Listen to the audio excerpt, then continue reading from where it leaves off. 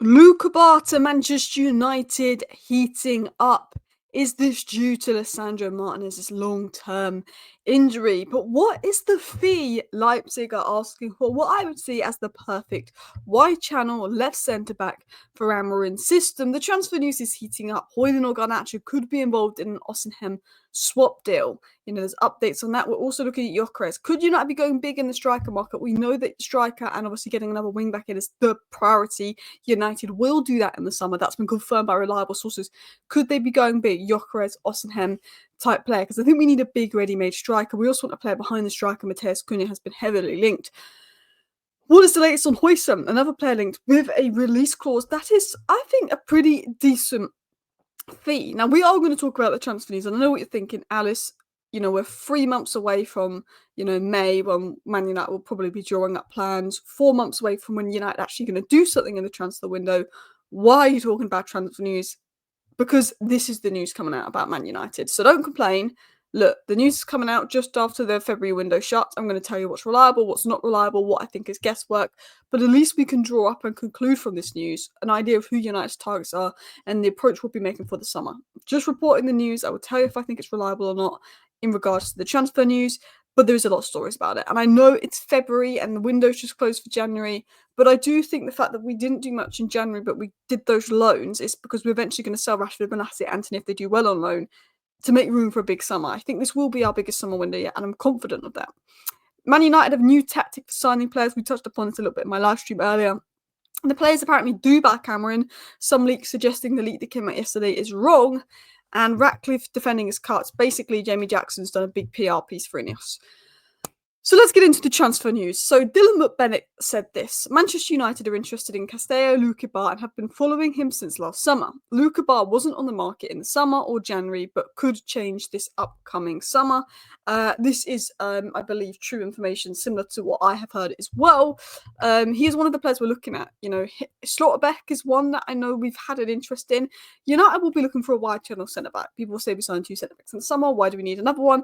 Because Euro's best position is central centre-back. Maguire's best position is central centre-back. Zelik's best position is central centre-back. Lindelof is gone. Evans is gone. And Leach is not going to be back till probably November. So we will be signing a centre-back. Mazraoui can play right centre-back. Euro can play left centre-back.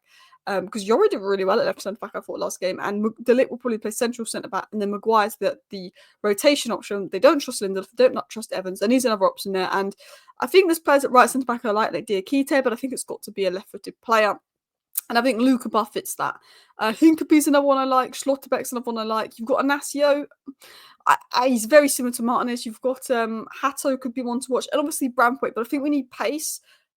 Branthwaite can defend the wide channels, but I think we need pace, wide channel defender good on the ball. And Luquibar does tick all of those boxes. I don't think Leipzig have been particularly amazing this season, but I do think he's a player. Now, I will say this, a little overrated.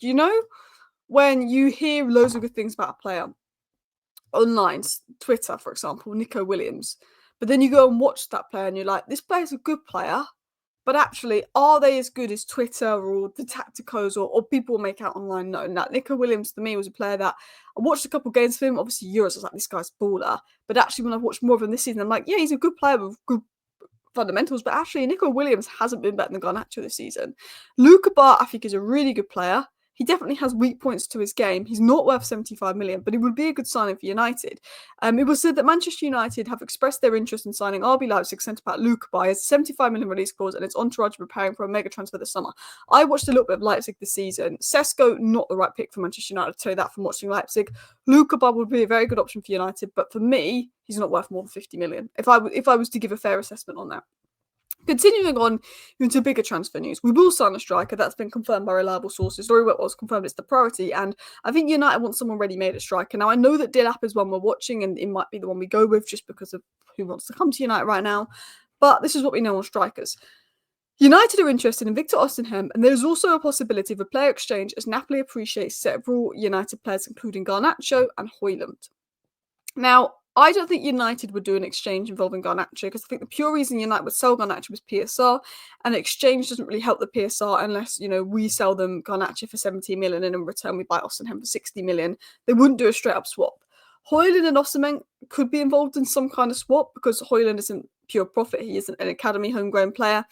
It could be one to watch. It really could be. And the reason I say that is because Ruben Amorim, I don't think, rates Rasmus Højlund. The club really rated Rasmus Højlund in the summer. Dan Ashworth really liked the player. He was untouchable in the summer, but he's not now. Because he's not progressed. I think Højlund in the summer was untouchable because 16 goals in a debut season, he showed a lot of potential. And I still think Højlund could be a very good striker, but he's not shown progress this season. And you're at Manchester United, whether you're young, whether you're raw, you need to show a little bit of something, and he's not showing that this season. So you can understand why Ruben Amorim may look to sell the player. It was also said that Ruben Amorim has pinpointed Victor Gyökeres and Osimhen as his top striker targets for United. Again, I'm not going to say that Dean Jones is the most reliable source of information, but I believe that information to be somewhat correct. I think Gyökeres, Delap, Osimhen are on that list. I don't think Sesko's the right guy for us. We have been linked to Sesko, but I don't think he's the right guy for us. Now, before we get into this, I'm just going to say this. Ekrem Konar has linked us to about 50 players in the last week. So take with that what you will. He's linked us to so many people, so I think a bit of it is guesswork. But we have been linked to Højlund by other sources. Not Højlund, Huijsen by other sources. Manchester United and Chelsea is set to be among the clubs to battle out for the potential transfer of Bournemouth centre-back Huijsen in the summer.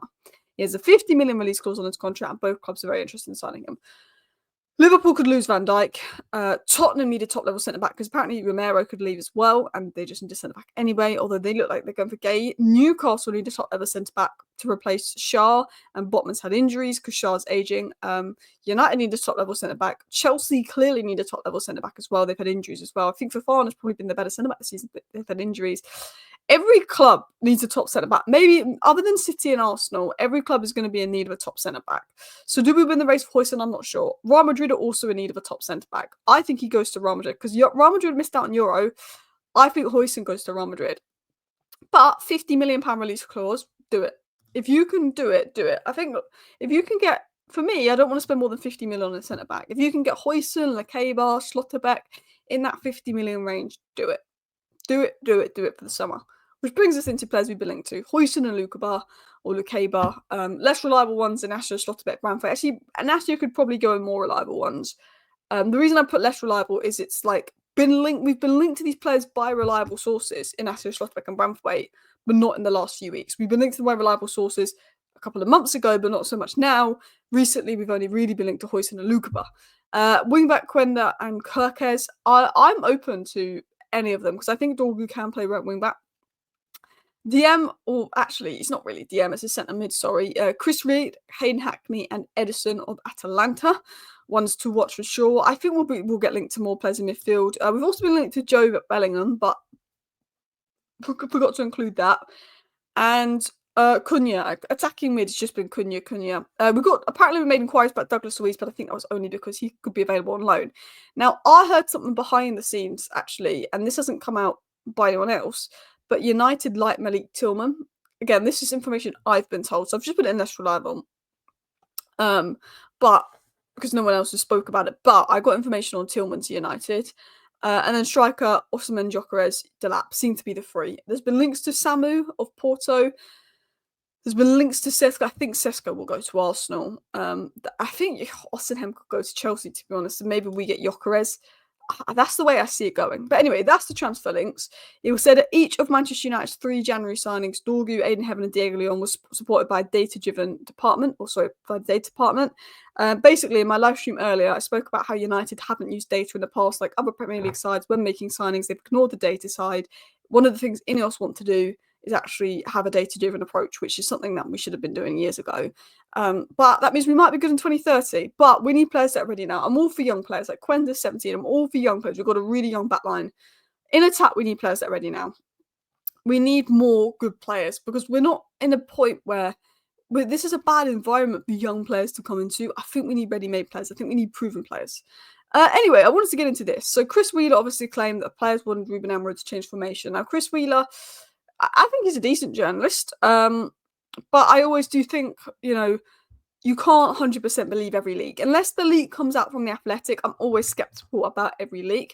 Now, Dylan McBennett, who's also a decent source of information, said that reports have circulated this week suggesting the players at Manchester United are having doubts about Ruben Amorim's sources, but sources have suggested that the team is fully behind the manager and convinced he can turn things around it given time at the club, which is good.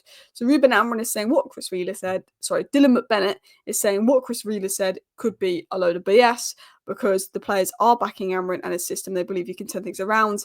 Sporting's journey to success under Amorim from a dark position where he took over was referenced. There is belief that if the manager is given time to transform and continue coaching his tactics into the team over coming months, things will turn around in the right direction for United. And I believe that. Like, I will be critical of Amorim, but I think he can turn things around given the backing and the long-term project. I think there's probably players at United that think we could play better if we changed formation and it would suit them more. But I think a lot of players are also aware this is a long-term process. He's probably explained that Ruben Amorim to them and they'll see what's happened at Sporting. I wouldn't be surprised if there was mixed opinions in the dressing room, to be honest.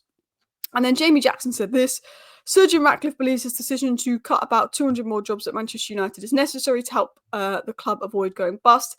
He is said to feel he has little choice other than to take tough measures after United lost 300 million over the past 3 years, but is confident that acting now can lead the club to be profitable and highly competitive in 2 years' time. I think this is a PR piece because Ratcliffe's been getting a bit of stick for sacking people and making people redundant. Ratcliffe's going to have to make tough calls. He's going to have to make tough decisions. People need to be made redundant.